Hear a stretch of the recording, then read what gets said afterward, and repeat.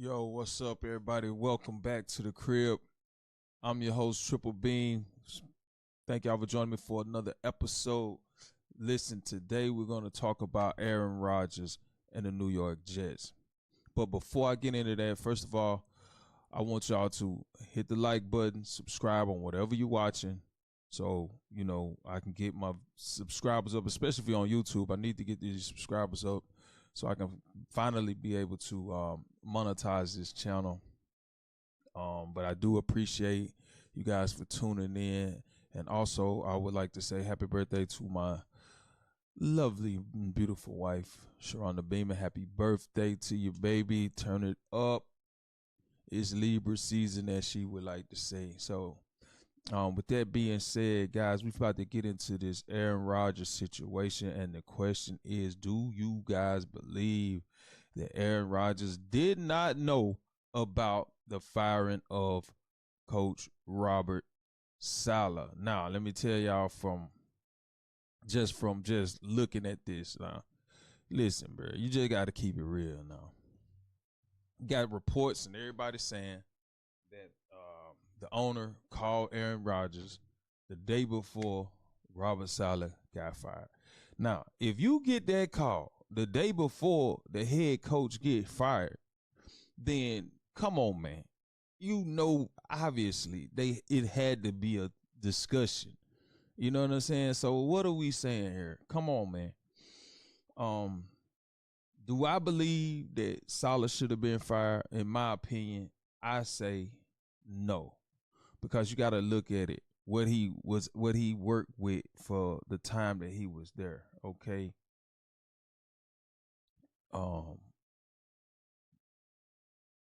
What he got, like a 20-something, 30-something record, you know what I'm saying? He was looking to get it turned around. This is his third season. Last year, they brought in Aaron Rodgers. Obviously, he got hurt the first series of the first game of the opening season. Everybody was anticipating the return of Aaron Rodgers.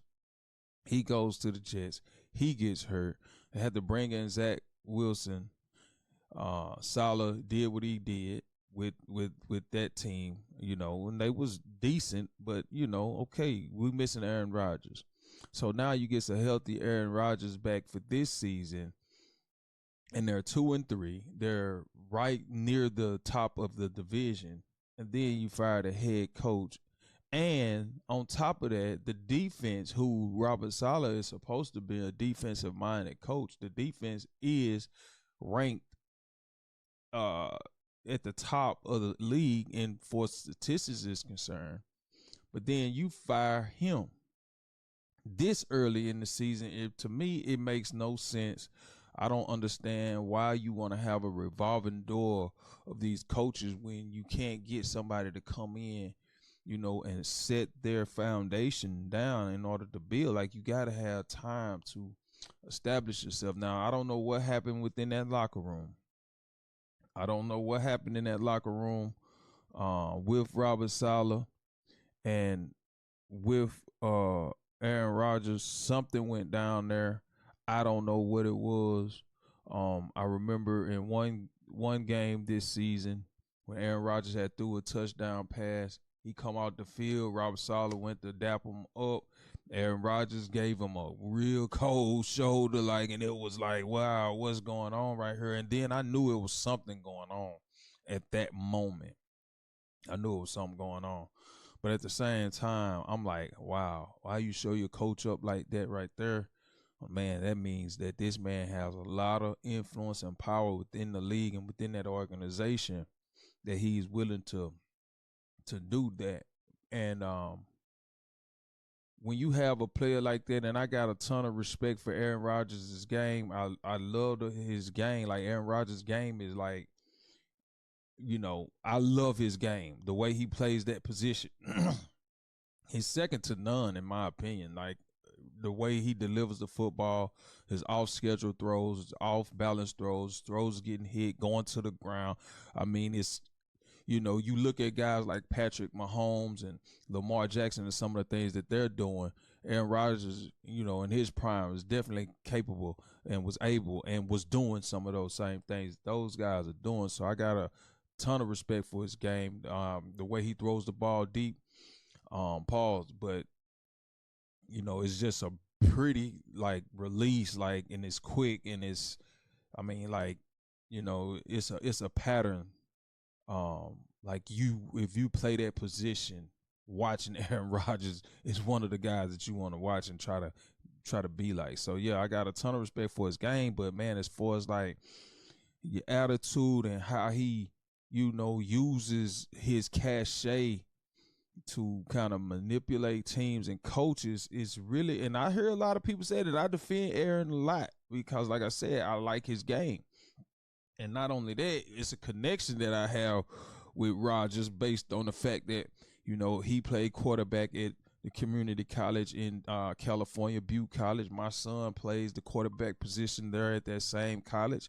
And, he get to walk the same halls and the same locker room and, what I'm saying, share the same field as Aaron Rodgers. I mean, it's nostalgic to me, you know what I'm saying? So I do have that connection with Rodgers, and I love his game, but that part I just, I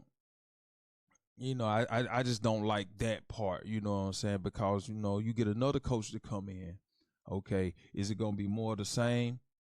You know what I'm saying? Or if something don't go right, or you gonna show up this coach, you're gonna blame this. Like, we can't, be respectful, even though you're in this position, you know what I'm saying? Be respectful and don't be so quick to, my thing is I want to help people, you know what I'm saying? And if Robert Sala was my coach and I'm in the Aaron Rodgers position, I'm going to do what I can to make this guy look good. I want to help this man, you know what I'm saying? And we're going to work together to make it happen. You feel me?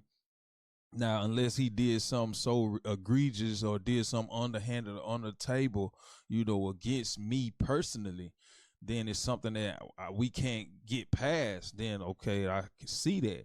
So I don't know, man. Maybe it is what it is. But in my opinion, just me looking from the outside, it's like, okay, um, Aaron Rodgers, obviously he knew that Saleh was about to be let go. He knew that for a fact. Um, and I don't know why Saleh was let go. Like I said, based on the numbers, based on the record, based on the fact that Aaron Rodgers is back and Aaron Rodgers is on the field. He's the guy that's supposed to come in and save this offense. You know what I'm saying? And he's not the one that's delivering, in my opinion. Now, on another note, when we look at it now, Saleh is gone. Okay, now you got the Bills coming up this week. So now we look at this thing like, okay, the Bills are coming up. They're going into Buffalo. Josh Allen was hot, you know what I'm saying? Till he got cooled off a little bit this week by Lamar Jackson and the Ravens. But now Aaron Rodgers is coming into town. And we know that the cachet that he brings and what's going to happen in this type of situation, in this type of game. Now, on another note, from the surface level stuff that we watch, from a betting perspective, all right. So I'm gonna always put my betting perspective in when it comes to these especially these Monday night, these Sunday night games, these big highlighted games that a lot of people like to go and they bet on. So I put my betting perspective on them.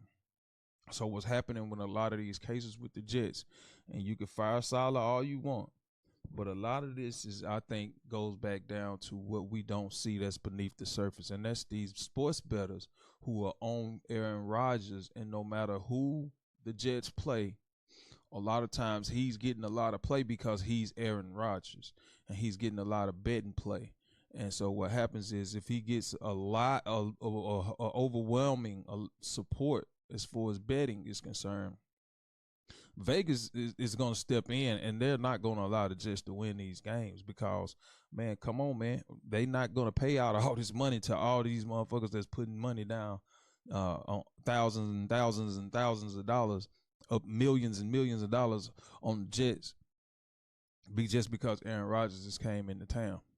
And so when we go into this game coming up against the Bills, when we look at it right here, let's see if I can pull it up here. Just 1 second. I'm going to pull it up. If we look at this game, with the Bills coming up. All right, Jets at actually it's going to be the Jets at home. Okay, it's going to be the first game after the head coach is fired at home, Monday Night Football, and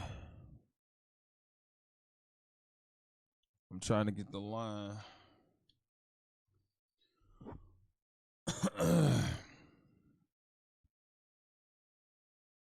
So you got the Bills coming in as 2 point favorites in this game.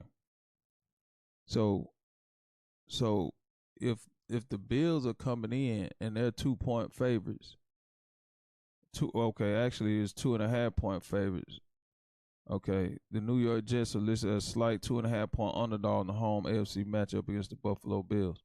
All right, so what are we seeing right here as sports bettors? All right, you going into Buffalo now. It's gonna be hard to tell. You got to sit back and you got to think about it. Where's the money gonna be going in this game? Or a lot of people gonna be betting on Josh Allen, or a lot of people gonna be betting on the Jets, and Aaron Rodgers. Now, just me looking at this line right now. Let me go to the score real quick. I think the score is more friendly to the eye when you looking at lines and things of that nature. So we're gonna go to the score just 1 second, real quickly. Here we go.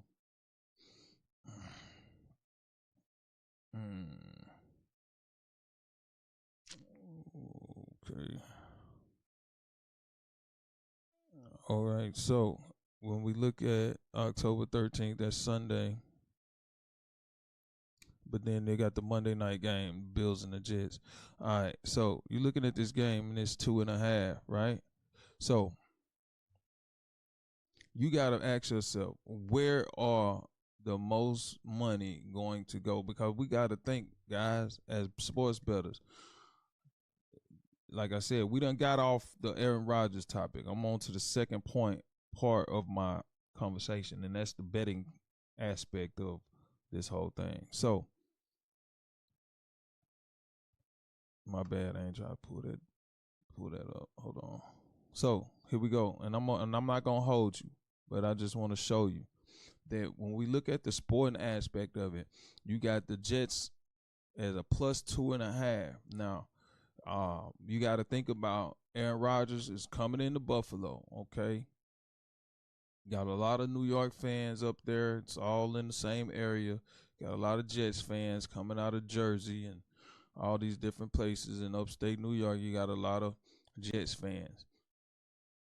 To be quite honest with you, you got more Jet fans in that area than you got Buffalo fans. And then when you add in Aaron Rodgers, you got a lot of more Jet fans than Buffalo fans, and that's my opinion. Um, um, but then you have the aspect of, okay, Jets at home. That's gonna play a role in how these fans are going to place their bets. Now, when you look at it, you would think that, you know, more people would bet with Buffalo, and that's just because, you know, Buffalo been hot. They they lost a tough game to the Ravens, but this is the Ravens, and Lamar Jackson. But you got that aspect, you got that Aaron Rodgers factor. So it remains to be seen on what team I'm gonna go with. But if I look at it just initially from my initial thoughts, looking at that Jets at home plus 2.5, and you got to think about the money line aspect of the game. It's going to be a lot of people who are going to be trying to get that plus money on the Jets. A lot of people are going to try to get that plus money on Rodgers, which kind of leads me to believe that right off the bat that it will probably be a close game. I think the Jets will probably cover the spread because the people that's gonna bet with the Jets, they're not gonna bet the spread because it's 2.5. They like, why just bet the 2.5 when I could just bet the money line and get the plus money? So everybody that's betting with the Jets are going to be betting plus money. Everybody that's betting with Buffalo is going to be betting the spread. So with that being said, I would take the Jets in a close game, probably about final score 24 to 22. Final score. Something like that. It'll be a nah, okay, take that back. It'll be the final score 24-23. 24-23. And the Buffalo will get the win, the 1 point game, and then we will pick up. So that's my take on that, guys. Yes, back to the original question. Yes, Aaron Rodgers absolutely knew that Saleh was going to get fired after talking to Woody, the owner, like the day before all of this went down. And I'm sitting here watching First Take, and they talking right in the middle of a conversation. Stephen A. talking about, hold on. It's breaking news. And then the shit come on the screen, and they fire Robert Sala right there on live TV. And I'm telling you guys, these things, boy, I'm telling you, it happens, and it's all about, and the NFL does a great job in marketing, and that's part of their marketing, because they could have released that during another time, but they knew that they released it during the time when Stephen A. and the number one show, sports show on in the country is on. And then the NFL is going to get a lot more publicity, a lot more eyes on this subject. So, guys, we're gonna watch this closely. We got a few days until Monday night. We'll talk about this some more, and we're gonna give more insight and perspective on these picks, on this pick. And like I said, right now, just my initial thoughts is you take the Jets with the plus on this game, and do not try the money line because they will not win. In my opinion, I say no, because you got to look at it, what he worked with for the time that he was there. Okay.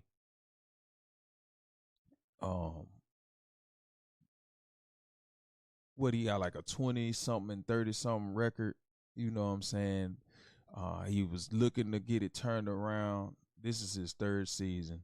Last year, they brought in Aaron Rodgers. Obviously, he got hurt the first series of the first game of the opening season. Everybody was anticipating the return of Aaron Rodgers.